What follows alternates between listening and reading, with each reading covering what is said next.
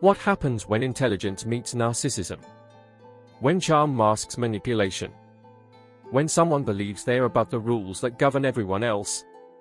Today, we're diving into a psychological profile that's more common than you think, and far more dangerous than most people realize.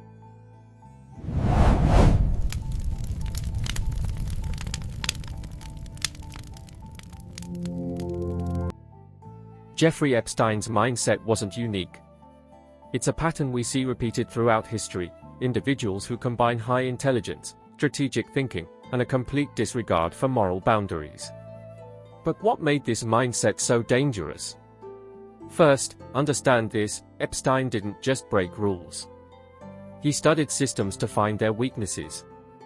He understood that wealth creates insulation, that power creates access, that reputation creates protection. This wasn't impulsive behavior, it was calculated, strategic exploitation of social structures. Psychologists have a term for this combination of traits: dark triad personality. It's the intersection of three psychological patterns: narcissism, Machiavellianism, and psychopathy. Let's break down what this actually means and why it matters to all of us. People with this mindset don't see relationships, they see transactions. Every interaction is calculated for what they can extract. Epstein didn't build genuine friendships, he collected leverage. He didn't mentor young people, he identified vulnerabilities. This transactional thinking extends to morality itself. Right and wrong aren't principles, they are obstacles to be navigated. The question isn't, is this ethical, but rather, can I get away with this, followed by, what's my risk-reward ratio? Here's the critical insight: people with this mindset are often extremely good at identifying what others want. They study human nature not to connect, but to exploit. They become chameleons, showing different faces to different people, always presenting the version of themselves that gets them closer to their goals. The danger multiplier? Intelligence. When someone with this mindset is highly intelligent, they don't just exploit, they build systems of exploitation. They create structures that protect them while harming others. Epstein surrounded himself with accomplished scientists, powerful politicians, and successful business leaders. Why? This wasn't about friendship, it was about reinforcing a narrative: I belong among the exceptional. This is classic narcissistic supply. By associating with accomplished people, individuals with this mindset convince themselves they're exempt from normal rules. They develop what psychologists call malignant entitlement, the belief that their desires override others' rights.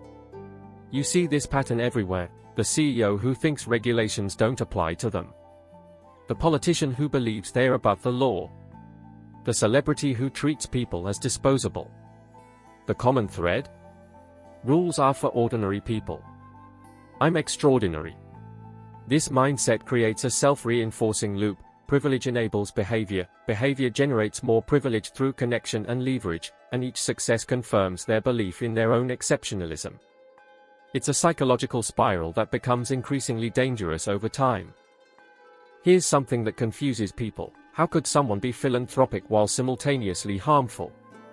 How could they discuss science and ethics while violating ethical principles? The answer is compartmentalization, the ability to separate different aspects of life into sealed mental boxes. Epstein could donate to scientific research not despite his harmful behavior, but alongside it. These weren't contradictions in his mind, they were separate categories. This is paired with sophisticated rationalization. People with this mindset don't think of themselves as villains. They construct elaborate justifications. Everyone does it, I'm just honest about it. They benefited from knowing me. Society's rules are arbitrary anyway. I'm actually helping people by giving them opportunities. These aren't casual excuses, they are deeply believed narratives that allow them to maintain a positive self-image while causing harm. This is what makes this mindset so insidious: the person genuinely doesn't see themselves as wrong. This mindset doesn't exist in isolation. It requires an ecosystem of enablement. Epstein's mindset was dangerous, but equally dangerous were the systems and people that allowed it to flourish. This includes willful blindness. People who see warning signs but look away because confronting them is uncomfortable or costly. Transactional enablers, lawyers, accountants, assistants who facilitate harmful behavior because they are paid well to not ask questions. Status seekers, people who overlook red flags because they want access to wealth, power, or connections. Institutional protection, systems that prioritize reputation over accountability, that settle quietly rather than expose publicly. The hard truth. This mindset thrives in cultures that worship wealth and power uncritically. When we treat money as the ultimate measure of worth, we create environments where people believe enough money makes them untouchable. First, recognize the patterns. Charisma is not character. Wealth is not wisdom. Confidence is not correctness. Learn to spot the signs: people who never accept responsibility, who always have excuses, who treat some people with respect while dismissing others. Trust your discomfort. If someone's behavior creates unease, that's data. Your intuition often picks up on inconsistencies before your conscious mind can articulate them. At the systemic level, we need cultures of accountability, not loyalty. Organizations must protect whistleblowers, not silence them. We need transparency around power, especially when that power involves vulnerable populations. Stop hero-worshipping the wealthy. Success doesn't equal ethics. Money doesn't equal merit. The moment we assume someone is good because they are successful is the moment we stop asking important questions.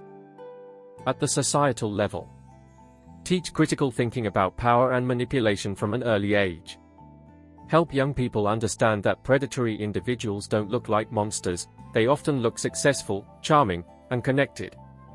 The mindset we've examined today isn't rare. It exists on a spectrum, and elements of it appear in toxic relationships, abusive workplaces, and corrupt institutions everywhere. Understanding it isn't about dwelling on one person's psychology, it's about recognizing patterns that allow harm to flourish. The question isn't whether dangerous mindsets exist. They always have, and they always will. The question is, will we build societies that enable them or constrain them? That choice is ours.